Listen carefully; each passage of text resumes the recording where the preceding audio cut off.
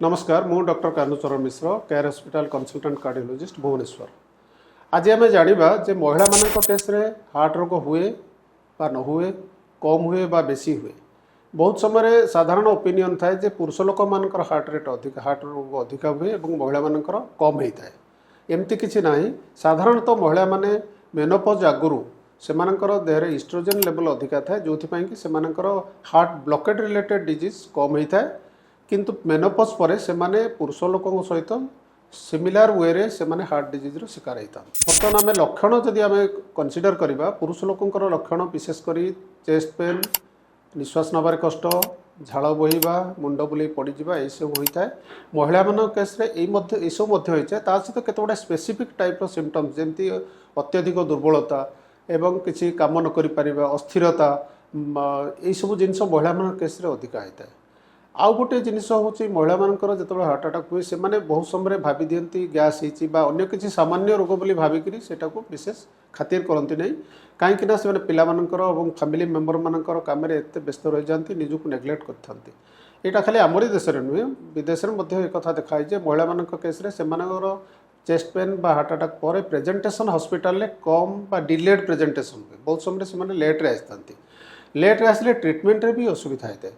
तेणु आम देखा था जदि महिला मान किसी चेस्ट पेन हो स्वतःप्रभुत भाव में प्राथमिक अवस्था चेस्ट पेन टाक गैस बोली न भावी आसिक हॉस्पिटल देखा कथा। एवं आम देखा जो केतगुड़े डिजीज अच्छी स्पेशली हार्ट अटैक बा चेस्ट पेन जोटाक महिला मान स्पेसिफिक भेराइटी बोली कहुए से कौन हुए ना हार्ट रे ब्लॉकेटा बेसी हो न था कि स्पाजम होकर हार्ट रो ब्लड सप्लाई कंप्रोमाइज होता है एवं चेस्ट पेन होता है, निश्वास नबार कष्ट होता है, इवन ईसीजी चेंजेस भी आता है। आम देखी था महिला मान केस रे हार्ट रोग टी अलग टाइप प्रेजेंटेशन होता है जो थे कोरोनारी नॉर्मल थाइक भी आपणकर हार्ट अटैक हो पाता है। सेटा को कोरोनारी भासोस्पाजम कहुए। यही मानकर केस रे आम एंजियोग्राम कले देखू जे एंजियोग्राम रे नॉर्मल कोरोनारी आर्टरी आछि किंतु सिम्पटोमेटिकली ईसीजी वाइज हार्ट रो प्रॉब्लम आसता है। से केस रे स्पेशल टाइप किसी निकोरांडिल टाइप मेडिसिन जोटा सुविधा होता है। महिला मानकर हार्ट अटैक आउ गोटे स्पेशलिटी होची जे सेमानकर खाद्य बहुत समय आमर ओडिया घरे देखी था आम जे लेडीज माने यूजुअली फैमिली मेंबर सब खाई सारा पर खाती एवं तांकर न्यूट्रिशनल फूड रो अभाव होता है। साधारणतः जो पिला माने खाई सारा पर जहाँ रहा से खाई था। तेणु बर्तमान अवश्य कई जिनस बहुत परिवर्तन नहीं महिला मैंने एडुकेटेड है से निज स्वास्थ्य विषय बहुत कनसीयस अच्छा। तेणु बर्तमान ये जिनस कम हो यूजुअली बर्तमान कॉर्पोरेट बा एनी प्राइवेट सेक्टर रे महिला माने एवं तांको हस्बैंड वाइफ बहुत कार्डियक चेकअप आसुँच से चेकअप होची।